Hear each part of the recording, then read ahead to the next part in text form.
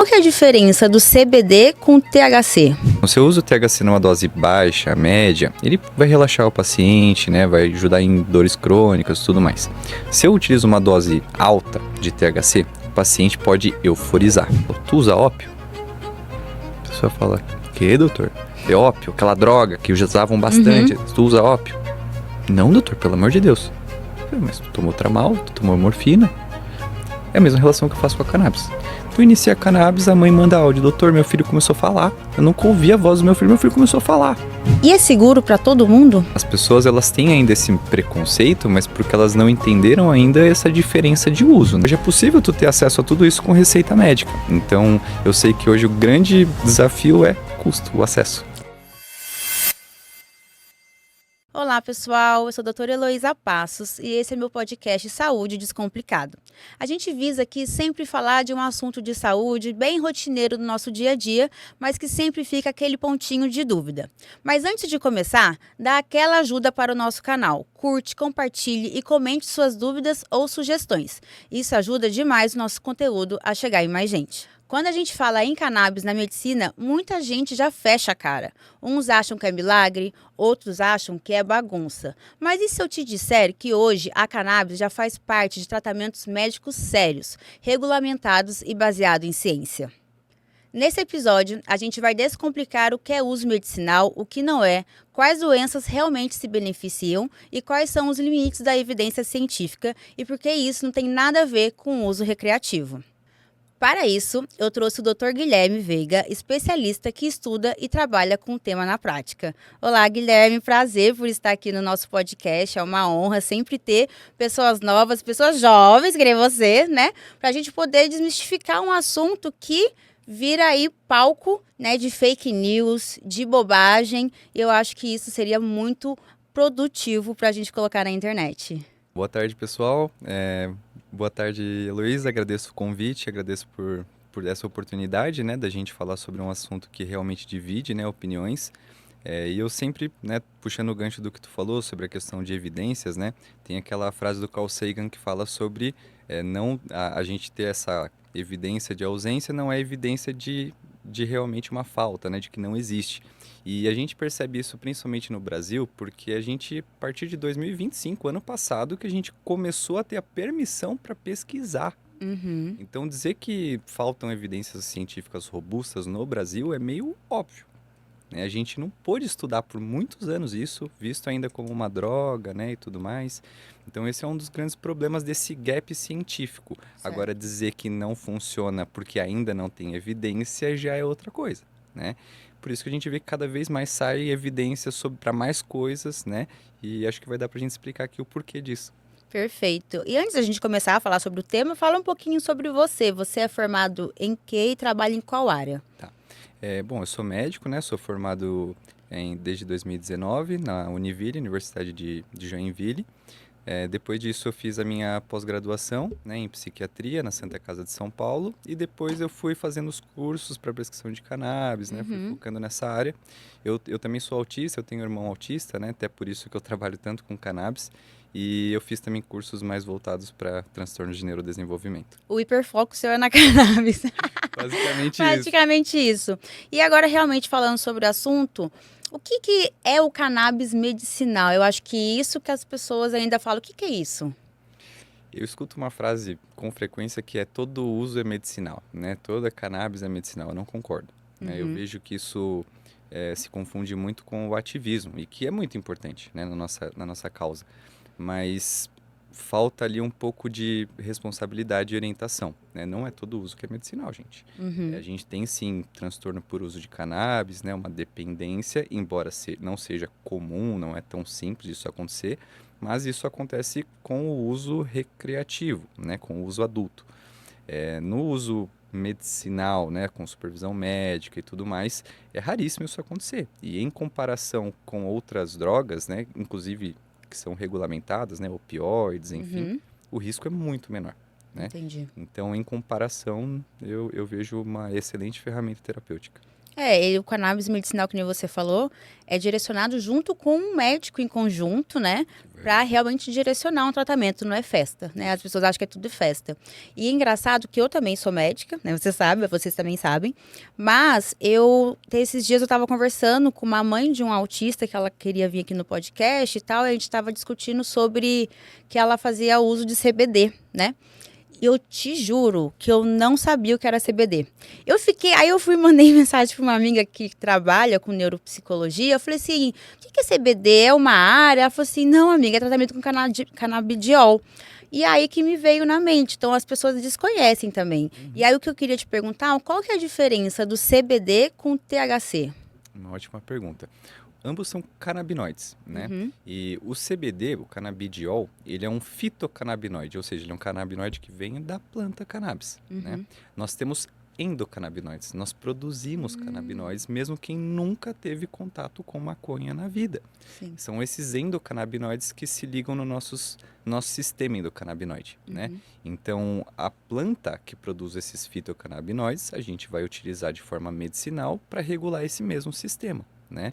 Então, os fitocannabinoides são esses canabinoides que vêm da planta e são diversos. A gente fala muito sobre o CBD e o THC porque são os mais famosos, os mais estudados, né? Os primeiros a serem estudados lá pelo Dr. Rafael Mechoulam, mas a gente tem mais de 140 fitocannabinoides e estão surgindo novos, né? Com funções diferentes. E eu acho que esse que é o ponto mais importante. E como a medicina avança, né? Isso que você falou, cada vez os estudos estão mais avançando. A gente só vê 2 palavrinhas na internet, mas existe, sei lá, 100 e poucos porrada aí para trás, né? E existe uma fórmula específica, assim, olha, a gente só faz fórmulas hoje em dia com CBD em tal porcentagem, ou isso vai variar para cada doença ou para cada avaliação, né, médica? Isso varia, né?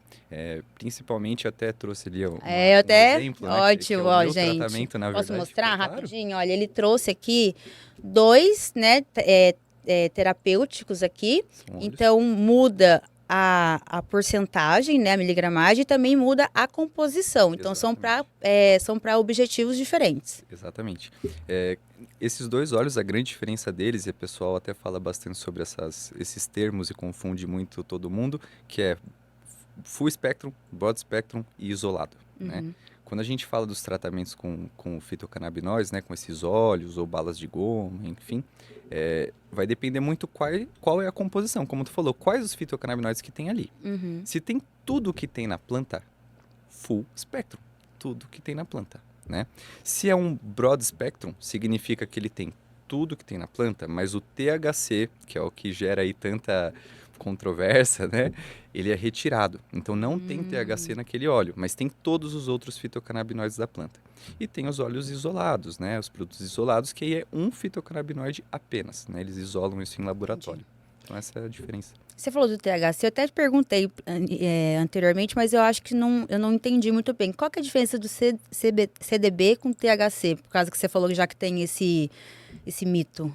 O CBD, ele não é psicoativo, né? Ele funciona principalmente em receptor CB2, está espalhado por todo o corpo, né? E tu pode consumir doses altíssimas de CBD, não vai gerar nenhum efeito psicoativo. O THC gera, e é por isso que tem tanta controvérsia, polêmica, né? É ele que gera o barato de quem consome a cannabis, né? Mas depende muito de dose, a gente já sabe disso hoje, né? Então, um paciente que usa esse THC numa dose controlada, né? A gente tem diversos efeitos medicinais, principalmente para dor crônica. Hoje é o que a gente mais tem indicação de THC realmente. E tem pacientes que, inclusive, fazem uso vaporizado, com indicação médica, né? Porque numa crise de dor, ele vai tomar o óleo e vai demorar para ele fazer efeito. Então, ele vai precisar vaporizar. Então, claro que tem casos e casos, né? Em alguns casos, a gente não vai poder utilizar o THC, ou que não é que não pode, mas a gente evita, ou usa doses baixas, né?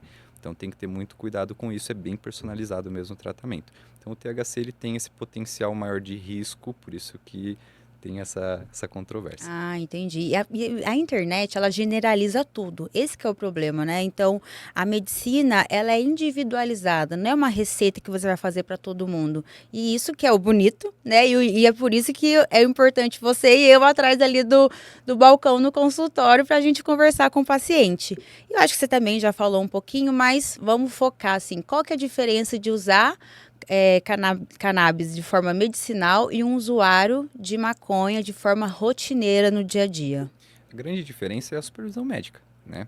Porque a gente tem pacientes, como eu te falei, que fazem o uso vaporizado com indicação médica, Uhum. né? Então, qual que é a diferença do cara que está fumando ali, sem orientação nenhuma, né? É principalmente isso, ele está sem supervisão, muitas vezes ele não sabe o que ele está consumindo, qual que é a proporção, né? E é onde ele compra essa maconha, assim, né? Vou falar Exatamente. maconha, mas assim, porque as pessoas compram aqueles haxixe, aqueles negócios prontos, e aí, onde está vindo E isso? assim, para ser sincero, a maior parte da população hoje consome prensado, a gente sabe, né? É aquela maconha ali que na verdade veio do Uruguai, tá toda contaminada com um monte de coisa, mas é o que o pessoal tem acesso, né? Uhum. E eles entendem, na verdade, né, porque acaba ajudando na ansiedade, no sono, estimula o apetite, algo assim, que já é um uso medicinal. É discutível, dá pra gente dizer que sim, né, que tem um efeito ali terapêutico, mas é importante uma redução de danos, né? Então, Uhum. mudar para uma vaporização, saber o que tu está consumindo, a qualidade do que tu está consumindo, né? Sim. E hoje é possível tu ter acesso a tudo isso com receita médica. Então, eu sei que hoje o grande desafio é o custo, o acesso, Sim, né? e esses prensados, né, assim, uma pessoa, eu falando, às vezes nem maconha tem ali dentro, né? As pessoas compram tanta coisa que vai chegar ali tem 0,000% e o resto é tudo porcaria. Olha, a minha maior preocupação, a gente já fez estudos com isso, e assim, se tiver zero de CBD e zero de THC, a pessoa não vai ter efeito terapêutico nenhum Uhum, e beleza. A preocupação é o quanto que tem de fungo e bactéria. é verdade. Muito, mas muito, gente, é impressionante, é números, assim, assustadores. Uhum, Então, acho que isso até me preocupa mais, assim, porque se o cara fez o uso ali e não teve efeito nenhum, né? Agora, se ele tá fazendo, ainda piorando demais a saúde dele por qualquer tipo de infecção, todo dano pulmonar, né? Não tem nem comparação, muito ruim. eu imagino. E você falou, né, a gente, né, nós dois falamos sobre a ciência cada vez mais avançada e você citou a dor crônica como uma das doenças que se utiliza. Quais outras doenças são assim mais não, eu sei que tem várias, né, mas assim, vamos pensar que tem mais estudos, que tem mais propósito no tratamento com a medicina não, com cannabis medicinal. Hoje que a gente tem mais evidência robusta já, né, principalmente para epilepsias refratárias, né, então Uhum, aqueles casos de convulsões que não reduzem com nenhuma medicação, e aí a gente até tem isso através do SUS, né, com para 3 síndromes ali, isso tá para expandir, mas vai depender muito, né, então se eu estou utilizando para um paciente que tem dor crônica, é bem indicado. Se eu estou utilizando para um paciente que tem, que às vezes um câncer e ele está em um processo de quimioterapia, tem náuseas, isso também já é bem indicado com evidências uhum. robustas. Agora, se a gente for falar sobre ansiedade, depressão, ainda faltam evidências, mas aí foi o que eu te falei. Não significa que não funcione, né? Uhum. Mas ainda não tem evidências robustas. Essas evidências você falou inicialmente que são dentro do Brasil. E fora do Brasil, existem evidências mais precisas? A maior parte é de fora do Brasil, né, Ah, do que a tá. gente segue. Então, o Uhum. principal, assim, polo é os Estados Unidos, né? Mas tem onde, na verdade, começou e foi bem forte foi em Israel, né? O Dr. Nossa. Rafael Meshulam, na verdade, ele iniciou forte nessa pesquisa de CBD e THC Uhum. lá. Então, Israel, a Itália também tem bastante pesquisa, se bem que eles estão tendo agora umas brigas lá por conta da regulamentação e tá Entendi. atrasando pesquisa. Então, tem alguns polos no mundo, mas o principal é os Estados Unidos, né? Perfeito. E você acha que a internet, desse tanto fake news, tantas pessoas que falam sem saber, né? Pessoas que se dizem profissionais da área, inclusive, eles prometem mais do que realmente pode funcionar e acaba deixando as pessoas frustradas? Eu não sei se prometem mais, mas eu vejo uma certa. Como tu falou, né? A maior parte dos médicos não sabe prescrever. A gente não aprende isso na faculdade, né? Pelo contrário, a gente aprende na toxicologia como algo, né, Uhum. ruim. A gente não tem isso como realmente um tratamento na faculdade. Então tu tem que ir buscar depois. E a gente tem hoje 3% dos médicos brasileiros que sabem prescrever. É realmente um número muito pequeno. Então, a gente pensando em todas as especialidades que existem, né? Só 3% dos médicos sabem prescrever, é Uhum. muito pouco. E por conta disso que a gente vê, às vezes, algumas coisas surgindo aí que eu não concordo. Porque uma coisa é tu falar sobre tratamento com cannabis generalizando e, e tu acabar esquecendo da diferença que tem para cada composto, cada fitocannabinoide, né? Uhum. Então eu não concordo muito que é tudo igual, tem que saber exatamente o que tu está prescrevendo. Eu vejo muito isso hoje, principalmente com o THCV. porque ele é um inibidor de apetite interessante. E está crescendo muito nessa área de estética. A minha preocupação é, o THCV se liga em receptor CB1, que é onde se liga o próprio THC também. E o THC, ele é um análogo da nossa anandamida, que é um endocannabinoide, que é a molécula da felicidade. Por isso Certo. que gera o barato, o THC, né? O THCV, que é o que inibe o apetite, ele atua no mesmo receptor, de uma forma mais neutra ali, então ele fecha aquele receptor. Aí você perde a alegria. Algumas pessoas fazendo esse tratamento estão ficando mais depressivas. Entendi. E se o cara só prescreve pensando, vou inibir o apetite e tal, e não avalia se esse paciente já tem um quadro depressivo, né? Às vezes tu vai piorar o quadro. Então, tem que saber prescrever. É por isso que tem que ter bastante estudos, né? Então, assim, realmente pode ter muito fake news na internet, né, gente? Mas a gente tem que procurar sempre profissionais que a gente confie, né? Pessoas que realmente... É que é difícil, eu vou ser bem sincera, eu acho que a internet é terra de ninguém, né? Aí é uma pessoa leiga, né? Que acaba procurando alguém, aí você vê o número de seguidores e a pessoa fala bem e fica realmente difícil saber se aquilo é verdade ou não. Então, peca um pouco nisso, mas é por isso que tá o nosso podcast aqui, tá, gente? Para descomplicar tudo isso. E você falou da epilepsia refratária, falou de dor crônica. Existe não, mas é possível começar o uso de cannabis de uma forma de primeira linha de tratamento? E antes de responder, eu vou só explicar o que é primeira linha de tratamento, gente. Quando a gente começa um tratamento, por exemplo, uma hipertensão, uma pressão alta, a gente tem medicações que seria o top de linhas, né? Tipo uma losartana, não sei se vocês conhecem. E aí existe segunda linha de tratamento. Por exemplo, o paciente não pode usar a losartana ou não deu certo com a losartana, então a gente vai para outra medicação. Então eu queria saber se o cannabis pode ser a primeira linha de escolha num tratamento. Hoje a gente ainda não tem evidência disso, né? Tá. Mas aquela história, não significa que não possa usar, né? Então, assim, eu tenho muitos pacientes que acabam fazendo monoterapia com cannabis, mas não que ele inicie em monoterapia. Então, muitas vezes o paciente já chega pra gente tendo tomado diversas medicações, né? Eles muitas vezes já buscam o tratamento com cannabis já de forma refratária, né? Já como uma alternativa, já tentaram diversas coisas. Mas para um paciente que não tentou, a gente não tem necessariamente uma indicação de já começar, né?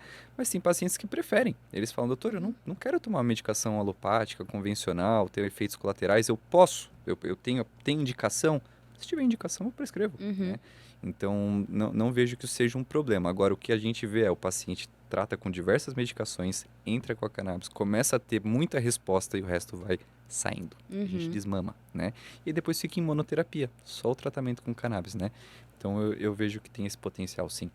Eu também acredito que seja também até um pouco cultural ainda aqui no Brasil, porque é muito mito ainda sobre cannabis, muito preconceito. Então as pessoas realmente não procuram isso como primeira linha.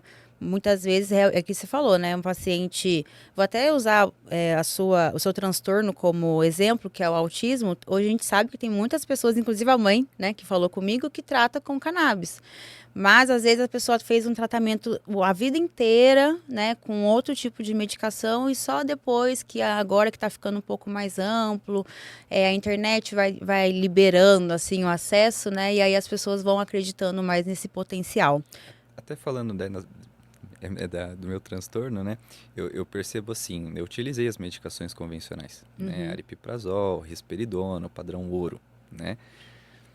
É bem complicado isso, porque o autismo em si, ele não precisa de tratamento necessariamente, uma medicação, né? A gente precisa entender quais os comprometimentos que o diagnóstico está trazendo, né? Se é uma agressividade, se é uma ansiedade, e aí por isso que a gente trata.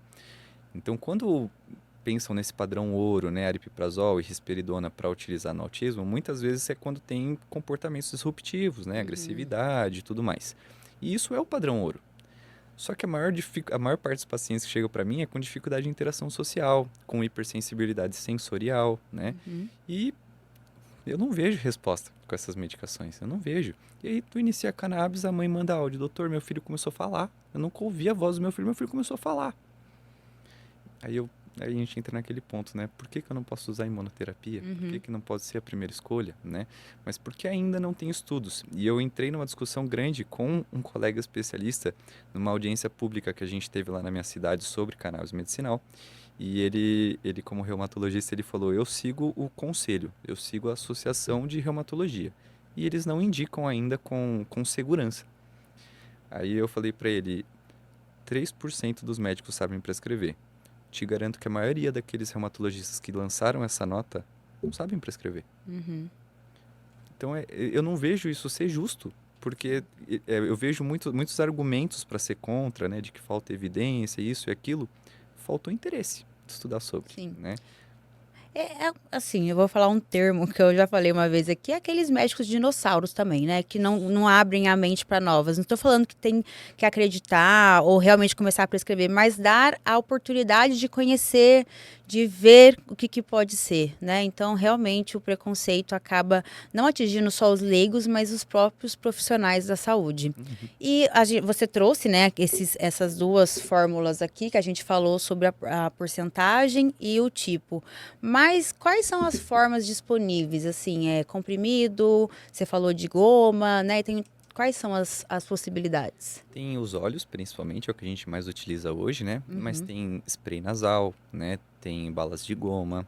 Tem outros tipos de tintura que não em óleo, porque alguns pacientes a gente evita. A uhum, gente já fez alguns estudos que perceberam que não o THC, mas o CBD em óleo pode aumentar colesterol, enzimas hepáticas.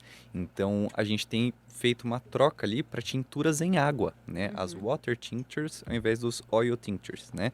Então, nesses casos das tinturas em água, a tendência é que tu não tenha esse aumento de colesterol e tudo mais. Então, tem diversos tipos já hoje, né, de vias de administração, até como eu falei, inalatório, né? E eu vejo até um preconceito muito grande com a via inalatória, né? E eu, como eu te falei, paciente que está numa crise de dor, numa crise de ansiedade, ele vai tomar uma balinha de goma, um óleo, e vai continuar na crise. uhum, É um paciente que está tendo uma crise convulsiva. Eu vou pingar um óleo? Não dá, é spray nasal. uhum. Então, eu não vejo com esse preconceito que a maior parte das pessoas vê, porque talvez elas não viram a indicação desse uso, né? E é aí que volta a importância de ter o acompanhamento médico, Exato. né? Que ele vai ver qual é o sintoma e qual que vai ser a melhor via. Isso. Eu vou fazer uma pergunta, assim, eu acredito que não, mas só para todo mundo entender. Você falou de óleo, né? Spray, enfim, goma. Existe intravenoso ou algum tratamento hospitalar? Isso está em estudo, né? Ainda não existe para prescrição, né, via comercial, mas em pesquisa existe via intramuscular IEV, para a gente ter uma resposta um pouco mais rápida, mas totalmente em pesquisa, né? Não, Entendi. isso não tem para a gente realmente utilizar já. Então, realmente, né, a parte é estudo, né? Tem que esperar. Aqui dentro da medicina, eu acho que os estudos demoram, né? A gente tem que esperar anos para ver o que isso vai resultar. Não tem como a gente, não, agora bota lá intravenoso, vamos dar uma olhadinha. Nesse ponto, eu vejo uma contradição na medicina, porque eu até entrei nessa discussão também com esse mesmo profissional, que eu falei para ele o seguinte: tinha outros vereadores ali e tudo mais, e a vereadora, uma das vereadoras comentou que ela tinha passado por um psiquiatra, ele deu um diagnóstico de TDAH e iniciou o Venvance, né? Uhum, Eu prescrevo Venvance, acho uma sim. medicação excelente, né? Ela começou a ter muito efeito colateral, conversou com ele para mudar para canabidiol e tal, e ele foi meio resistente. Ela procurou um profissional que prescrevesse para ela fazer essa mudança, né? Ele não teve resistência para prescrever o Venvance. O Venvance é estudado há quanto tempo? E aí que entra a minha contradição. A gente tem estudos, né, que mostram a segurança de cannabis, precisa mais, precisa mais. O Venvance também. A gente não tem estudos longitudinais para a gente saber, né? Um paciente que tratou a vida inteira com o Venvance. O Venvance é estudado há mais ou menos o que, uns 25 anos, né? Como é que tu vai dizer a segurança de um paciente que, sei lá, começa às vezes com 10, 15, 20 anos? Ele vai tratar a vida inteira com esse Venvance? Tu sabe a segurança disso? Não Uhum, sabe, mas prescreve, né? sim. O cannabis fica com resistência, fica com medo. E aí que eu vejo que não é necessariamente ciência, é preconceito, é a mais que isso, né? Então, tem essas contradições e por isso que eu até falei para ele, ó, prescrevem Venvance sem medo, Ritalina, psicoestimulante, outras medicações, né, o que é um caos na nossa vida, os benzodiazepínicos, né, principalmente no SUS, uma dependência muito grande, os opioides, né, principalmente nos Estados Unidos, mas está começando a chegar aqui também, e tudo isso a gente podia estar tratando com cannabis, né? Uhum. Então, eu tenho um pouco desse choque aí quando eu converso com alguns profissionais que eu vejo que passa de uma questão científica, um preconceito mesmo enraizado. Eu gosto sempre de me usar como exemplo aqui no podcast, porque eu posso falar de mim mesmo, né? E eu trato com a minha psiquiatra quadro de ansiedade. E eu também tenho um pezinho ali no TDAH, uma instabilidade, tem um pouco de cada, gente, instabilidade de humor, enfim. E aí, esse ano, ela deu a opção de começar com cannabis, olhinho de cannabis, mas eu ainda não comecei por falta de vergonha na cara mesmo. Mas o benzodiazepínico, né, que é o famoso Rivotril, clonazepam, que as pessoas veem aí a rodo, é muito barato. Né? Eu realmente eu faço uso, eu estou em desmame junto com a minha psiquiatra e não é fácil, gente. E aí esses dias eu fui comprar, R$ 9 um frasquinho de clonazepam, né? E fácil acesso, porque a gente sabe hoje que, enfim, quem quer consegue. Então, realmente é muito triste o preconceito que não faz as pessoas avançarem na medicina e também não ajuda o paciente, né? E aí você falou que os estudos de ser para todos, e é seguro para todo mundo? Bom, quando a gente fala de segurança, né, é importante entender, que nem a gente falou, a indicação, né, e qual é a composição do que tu vai prescrever. O THC realmente, ele é bifásico, então ele tem efeitos diferentes dependendo da dose. Então, se eu uso o THC numa dose baixa, média, ele vai relaxar o paciente, né, vai ajudar em dores crônicas e tudo mais. Se eu utilizo uma dose alta de THC, o paciente pode euforizar. Né? Por isso até que quem fuma maconha às vezes fala, nossa, o fulano fumou e ficou relaxado, o outro teve pânico. É. Por quê? THC. É o quanto de THC que essa pessoa consumiu. Uhum. E isso não é um número exato. Depende de cada pessoa. Tem pessoas que têm mais tolerância, outras têm menos. Então, o THC em si, ele tem alguns riscos, né, de aumentar a ansiedade, dependendo do caso, né? Se fala que pode gerar uma convulsão, uma crise convulsiva ou surtos psicóticos, né? Que pode antecipar surtos de esquizofrênicos e na minha área da psiquiatria isso é a maior briga, é o que mais dizem contra, né? E eu não concordo, né? Eu vejo, até pelo que a gente tem de estudos mais recentes e conversando com pesquisadores da Unifesp e tudo mais, o pessoal me fala que concordam com a minha visão de que colocam o THC como o fator principal da desorganização desses pacientes. Então, ele teve o surto por conta do THC. Não tem como tu saber isso. A grande maioria das vezes é um quadro complexo, às vezes o paciente não tem um acolhimento da família, ele tem diversos gatilhos para ter aquele surto, mas o problema foi o THC. E tu fazer essa correlação, na verdade, né, é extremamente reducionista, é muito superficial, né? Não significa que é isso mesmo. Então, eu tenho pacientes esquizofrênicos que tratam com THC, eu tenho pacientes bipolares que tratam com THC, desde que tu saiba dosar, né? Então, isso é bem importante. E tem também muita interação medicamentosa com os canabinoides. Então, também tem que conhecer isso, né? Tem muitas medicações, principalmente da cardiologia, que interagem muito. E por isso, hoje, eu acho que a cardiologia é quem é mais contra a cannabis. Porque pode fazer taquicardia, pode fazer algumas alterações ali de interações com medicações anticoagulantes, enfim, isso pode realmente atrapalhar muito a vida do paciente. Então, tem que ter esse cuidado. E essa parte que você falou é até importante o médico, saber a farmacologia, né? Isso é importantíssimo. Eu vou falar de novo. De mim, na faculdade, eu achava isso um porre. Mas olha como é importante, né? Porque você, como psiquiatra, você tem que saber o que o paciente está tomando pela cardio. Exato. Então, por isso que às vezes os pacientes polifarmacêuticos, que a gente chama, que chega com aquela listinha assim, nossa, eu uso isso, tem que ser estudado, né? Porque isso pode realmente levar aí uma complicação e aí vão culpar o cannabis como tudo, mas assim, você tem que ter uma expertise, tem que ter um conhecimento por trás para você realmente prescrever de forma correta. E eu acho que você falou aí, então, praticamente para todo mundo, vai ter que relacionar cada indivíduo e indivíduo. E você falou um pouco sobre também efeitos colaterais. Existe relatos de dependência com o uso? Existe principalmente no uso adulto, né? No pessoal que fuma mesmo, isso a gente vê até acontecer, não com frequência, né? Mas existe o tal do TUC, né? Que é o transtorno por uso de cannabis, né? Isso existe, é raríssimo, tem alguns pacientes que realmente desenvolvem essa dependência e tem todo um comprometimento da vida, né? Então, atrapalha as relações, gastos financeiros, né? E complica toda a vida, perde emprego. Nesses casos, a gente considera realmente um transtorno pelo uso, né? E aí eu entro naquele ponto. Em alguns casos, eu já vi o paciente chegar com esse diagnóstico de um transtorno por uso e não ser. E aí tu vai avaliar ali, foi o que eu conversei, né? Foi reducionista demais, avaliou o paciente de uma forma talvez meio até preconceituosa e colocou aquilo como uma dependência.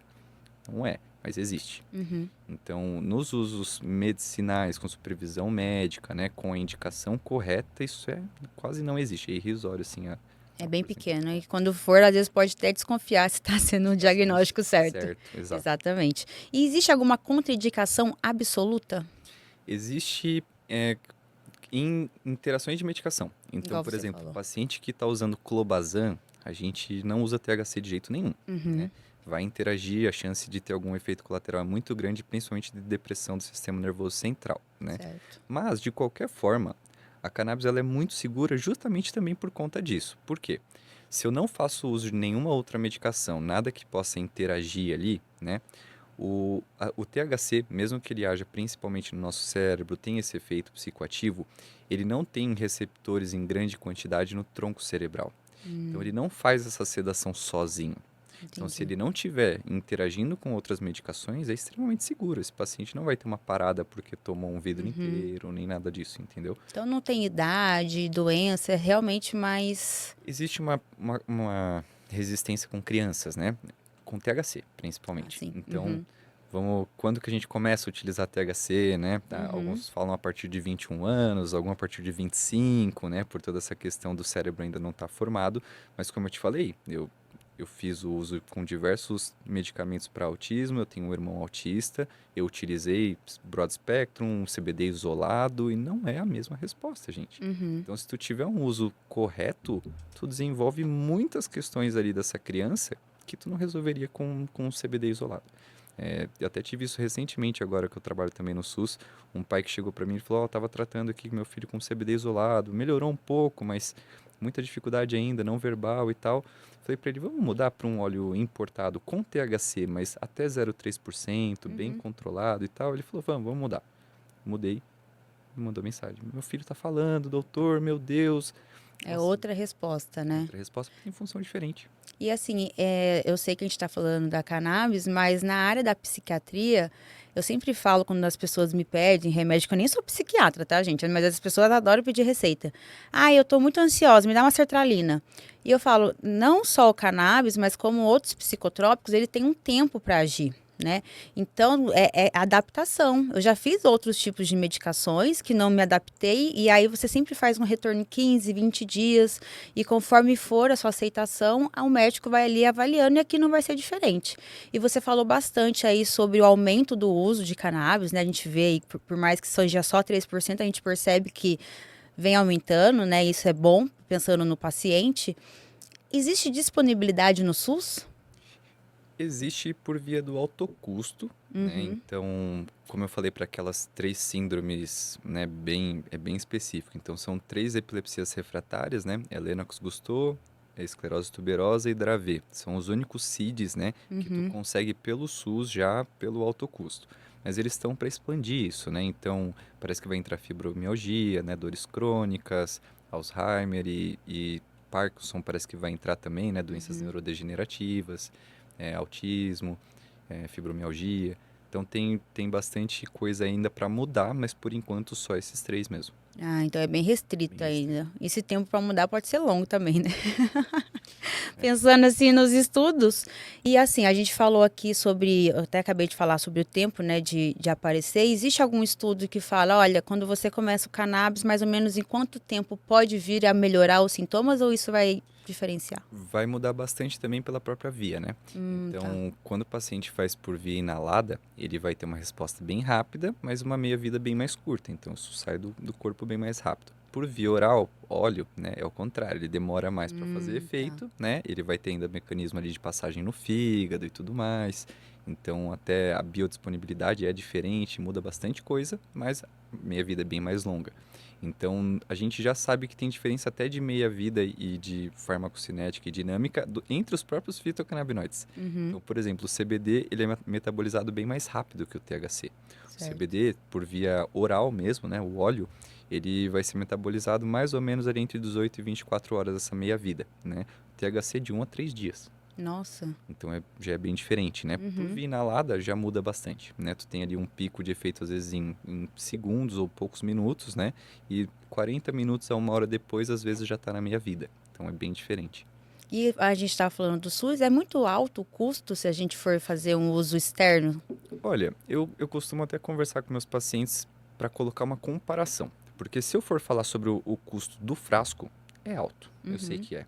Mas se eu for colocar em comparação com outras medicações que às vezes o paciente está tomando e o quanto dura, às vezes não é tão caro assim, né? Então são frascos normalmente que estão em torno aí de 200 a 500 reais, é essa mais ou menos a média, dependendo de proporções e tudo Sim, mais, né? E eles duram ali de 2 a 4 meses, mas vai depende. depender muito de cada paciente. Tem paciente que dura um mês, né? Depende da dose. Então, nesses casos, a gente até para o paciente não gastar tanto, a gente faz o quê? Todo paciente a gente começa com uma dose mínima, né? O start low e go slow. Então, dose mínima e vai aumentando toda semana. Se esse paciente está com uma dose muito alta, né? 20 gotas, 40 gotas no dia, que vai ser ali mais ou menos 1 ml, né? Esse paciente ele vai estar provavelmente consumindo um frasco por mês. Ele vai gastar bastante dinheiro normalmente. O que a gente faz? Aumenta a concentração. Os óleos mais concentrados, eles não vão ser tão mais caros, é um pouco mais caro. E aí esse paciente às vezes tomava 20 gotas e começa a tomar 10. E aí o que durava às vezes um mês começa a durar 2. Então esse custo um pouquinho mais caro vale a pena. Então tem que saber tudo isso, né? Mas ainda é caro. Eu ainda considero caro e pouco acessível, principalmente para a grande maioria da população. É isso que eu ia falar, porque muitos padrão ouros, né? Padrão ouro que a gente está falando aqui de risperidona e outros psicotrópicos é disponível no SUS, né? Então, realmente, uma pessoa que depende de pegar na farmácia popular vai acabar não conseguindo ter um acesso aí amplo. E quando chega uma pessoa para você com algum transtorno, né? E tem um pouco ainda de preconceito quando você fala sobre cannabis. Como é que você aborda esse paciente? Na grande maioria das vezes eu faço até algumas brincadeiras para tentando quebrar o gelo ali, né? Até brinquei com ele ali, eu falei, no Brasil a gente liberou a paçoca e proibiu o amendoim, né? É, é meio contraditório. Eu chego pro paciente muitas vezes e falo assim, olha, tu já teve uma dor bem forte? Aí ele fala, já. Aí eu falo, já tomou Tramal, morfina, uma medicação forte para dor? Já. Aí eu falo, tu usa ópio? A pessoa fala, que, doutor? É ópio, aquela droga que usavam bastante. Tu usa ópio? Não, doutor, pelo amor de Deus. Eu falei, mas tu tomou Tramal, tu tomou morfina? É a mesma relação que eu faço com a cannabis. Então, as pessoas elas têm ainda esse preconceito, mas porque elas não entenderam ainda essa diferença de uso, né? Um uso realmente supervisionado, sabendo o que está usando, né? E convenhamos, a maior parte das medicações vieram de drogas, né? Sim. E até hoje eu brinco às vezes com alguns pacientes, a senhora tá tomando um AS aí, né? A senhora come casca de salgueiro? Aí eles falam assim, não, doutor, que isso? Eu falei, de onde veio o AS, né? Então é diferente, tu tá fazendo um tratamento com cannabis e a planta, enfim, né? Isso tudo faz diferença. Não, gente, não é à toa que qualquer tipo de remédio, na nossa concepção como médico, a gente chama de droga, né? A gente chega na medicina, dentro do hospital, qual droga o paciente está usando? Porque tudo é droga, né? Lógico que existe uma diferença enorme, né, das drogas farmacêuticas de uma droga popular na rua. Mas, assim, não deixa de ser um remédio quando a gente pensa nesse caso de uma cannabis que está sendo estudado, está sendo trabalhada para isso com tanta dedicação, não é bagunça. E tudo que você falou ali em relação à dosagem, qual que vai usar, de ver o efeito colateral, é por isso que são só 3% que sabem prescrever, porque tem que estudar e muito, né? É. E assim, trazendo de novo isso, né? Por que eu também tenho uma outra brincadeira que eu faço que é cana-de-açúcar. O álcool é completamente ilícito, certo? Se a gente colocasse que a cana-de-açúcar tem que ser proibida, porque a gente consegue fazer álcool com ela, a gente não faz só álcool, né? A gente tem melaço, tem diversas coisas com a cana-de-açúcar, né? Então é mais ou menos essa relação que eu faço com a cannabis. Se tu entender, né, que isso pode também produzir algo que tem que ter controle, mas não produz só isso e que a gente tem que saber regulamentar isso, estudar todos esses processos, né? A gente começa a ter realmente um cuidado ideal, né? E não ter preconceito, não ir porque eu acho, o achismo, ou por até a grande corrente disso veio por proibicionismo e racismo, né? A gente sabe que hoje ainda tem esses resquícios, né? Então, como eu te falei, quando foge da parte científica e eu vejo que isso está enraizado, muitas vezes isso já vem dessa questão social desse proibicionismo e esse racismo, né? Uhum. Porque surgiu a partir disso, contra os negros, contra os indígenas, né? Porque eles que conseguiram, né, realmente trazer isso para o Brasil de uma forma mais para começar a difundir, né? Uhum. E era visto como algo horrível, né? Uhum. Até as matérias, se tu for ver os jornais na época, era até...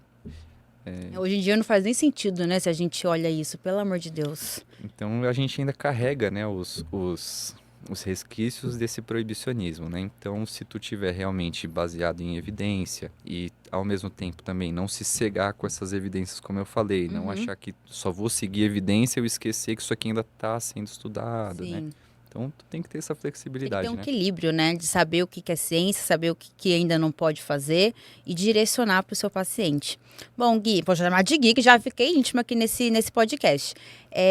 Para finalizar o nosso episódio, eu queria que você frisasse ou desse um recado, né? Que a gente às vezes não falou aqui ou que a gente pode reforçar para o nosso público que está assistindo.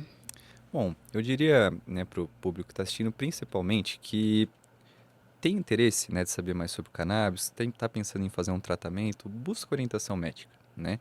E cuidado com orientações que parecem muito mágicas, como tu falou, né, milagrosas, né, Uhum. muito superficiais, reducionistas, porque às vezes esse profissional ele tá prescrevendo ali no famoso hype, né? E ele não sabe necessariamente o que ele está fazendo, né? E isso pode trazer riscos para o paciente. Uhum. Então, cuidado, pesquisa bem, né, qual profissional que tu vai ir atrás realmente para te indicar esse tratamento. E a gente tem aí todo um grande caminho para seguir, mas agora com a regulamentação saindo, né, para o cultivo, que acabou de sair, né? Então, eu acho que isso vai crescer bastante.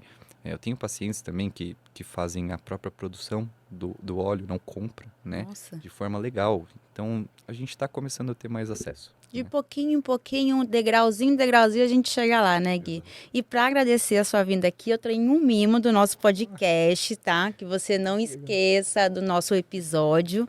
E novamente, muito obrigada. E esse foi mais um episódio do Saúde Descomplicada. Se você gostou, compartilhe nas redes, deixe o seu comentário e siga o nosso canal para não perder os próximos episódios.